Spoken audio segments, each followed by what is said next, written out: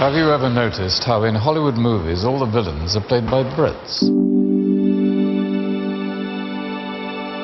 It's quite hard to tempt me to do commercials because I'm, always busy preparing my next film, but this just struck me as, a really great story and very funny, and like all good ideas, it hit at a truth, and I found myself sort of wondering, why is this cliche true? Why do Brits make such good villains? To get that cast, Mark Strong, Ben Kingsley, Tom Hiddleston, who are all famous for playing iconic bad guys, to get them to reference some of their own performances and their own attitudes to villainy, I thought was great fun. A villain is in control. A villain is a mask of elegance and style, behind which is a whirring and brilliant intelligence. But the trick is to make it all look easy. I think the best bad guys are very charming and very witty, and their villainy, as it were, comes at the twist of a wrist or the flick of a finger. We never break a sweat, we don't get our hands dirty, and the devil plays all the best tunes, particularly in a British accent.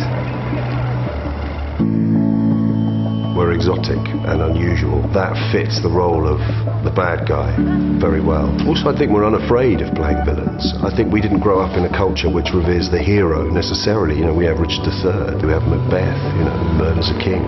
The reason why I think villains are kind of important is a hero is only as good as its villain. You can't be a hero without a villain. My formative years were with Shakespeare. His villains are extraordinary, they're brilliant. They're so richly layered that a British actor finds it almost impossible to create a two-dimensional villain if he's explored our wonderful Shakespearean heritage. It's actually one of the great pleasures as a director who brought up in London to be able to use your own city. And actually it was quite fun to shoot in all these iconic locations. Pretty much all the action you see is done for real. The helicopter chasing the car is done for real, which kind of in a way gives you more latitude maybe to play on the humour at the same time. Mark Strong turned out to be incredibly impressive in doing his own driving with the Russian arm. He was true to his villainous character, and that he was completely calm about doing, manoeuvres. First thing I noticed about the car is the kind of roar of it. You're sitting low down, looking over that dashboard with that bonnet, with that noise.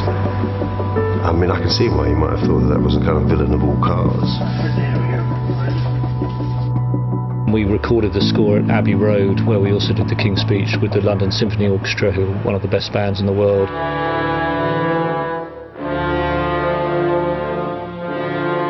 Alexandre Desplat did an amazing job creating a score that both referenced the tradition of sort of action movie scores, but also, of course, being Alexandre, come up with a really memorable melody.